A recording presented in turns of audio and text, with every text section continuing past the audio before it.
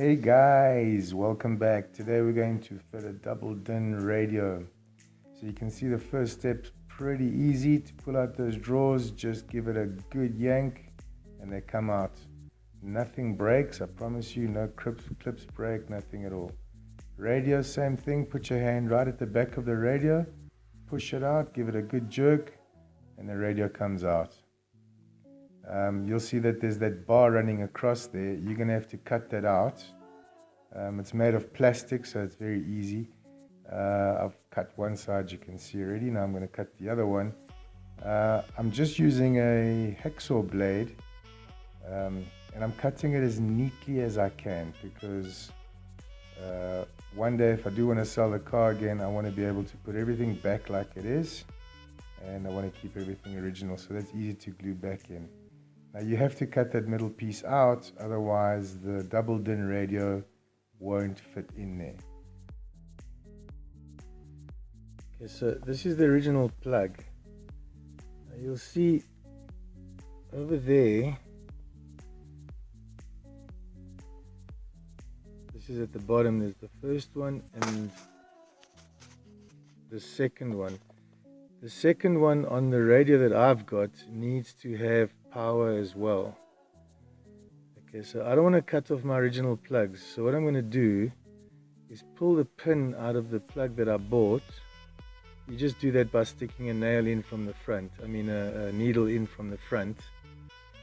And then what happens is you pull it out from the original plug, and I'm going to put it in there now. So it's going to give the new radio, and I'm going to connect this to 12 volts. Alright, so because it's missing from the original, I'm going to put it I'm going to pull out the other one and put it into the original plug. Okay guys, so this is where it gets a little bit complicated. This is the original plug that comes with the car, and then there's these as well. Okay. Now what comes with the new radio is two separate plugs. Okay. When you put them together, it makes the same as this white plug. Okay, so it's not a train smash that they're separate. In fact, it's easier to work with. So you'll see the top ones that have got two of the same color on of 4 times, like you'll see the purple, the gray, the thing that goes on the top part of the plug. In other words, this part over here, the top part. Okay, now luckily that's all connected correctly. You don't have to do anything with that.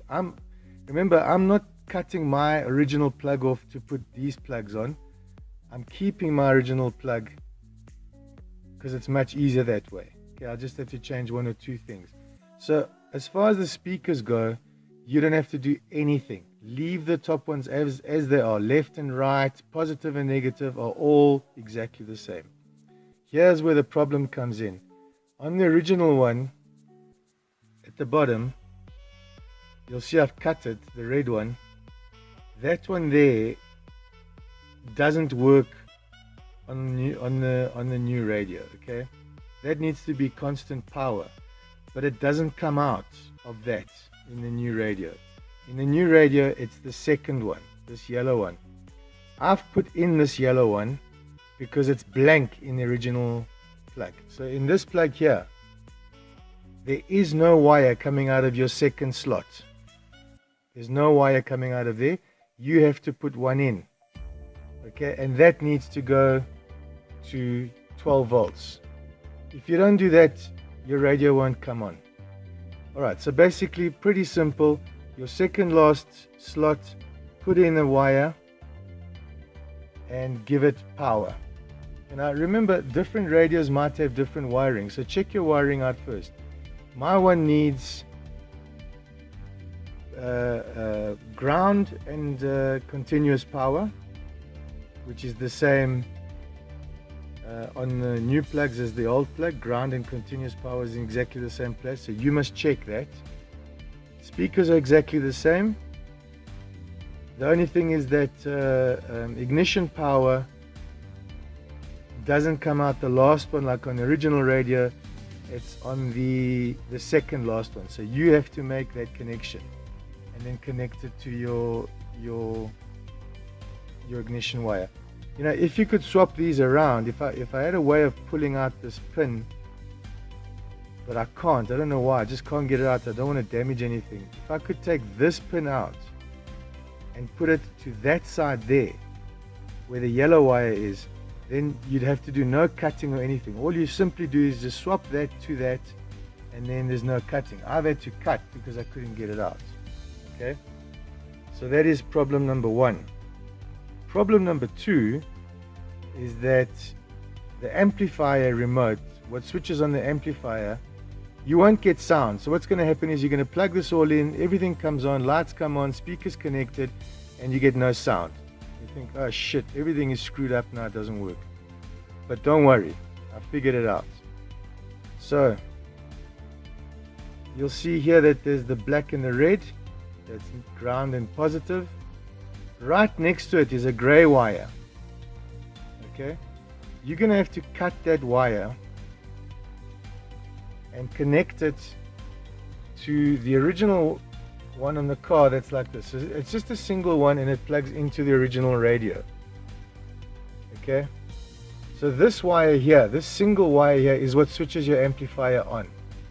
So what switches it on in the radio, in the new plug, is your second wire, the one next to the red. So you need to connect this to that. Alright, so now this will give power to your amplifier. I hope I'm explaining myself properly. So when you pull out the plugs of your radio, you're going to get this plug over here and these plugs over here, which plug into the top of your radio. So for now, don't worry about the other ones. You just get the single one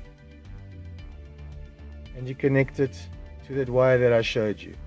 Now that's going to power up the amp and you're going to get sound coming out. So that'll sort all your sound issues out. So remember, it's just the single one. The others have all got lots of wires in, so you can't go wrong. It's yellow and it's a single wire. That connects to your amplifier on or electric antenna out. Okay, in other words, it connects to something that when you switch on the radio, it gives 12 volts out. So you need to get your 12 volts out. This one here, your third one on my radio, on my double DIN, gives 12 volts out when I switch on the radio. So that's what I connected to my amplifier. I'm going to join them up nicely now, and that all works. So basically, all I've had to do is one cut to do the second last wire over here to give it constant power.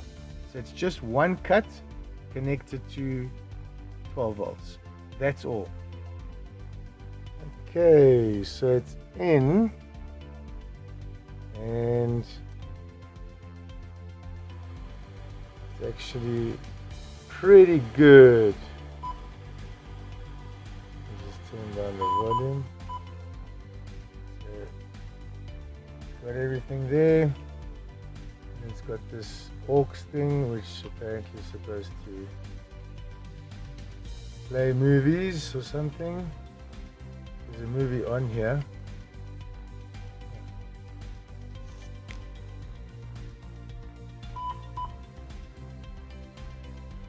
It works.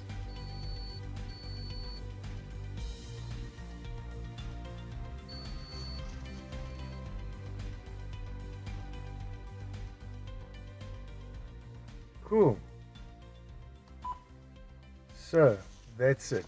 The double DIN is in and it works perfectly.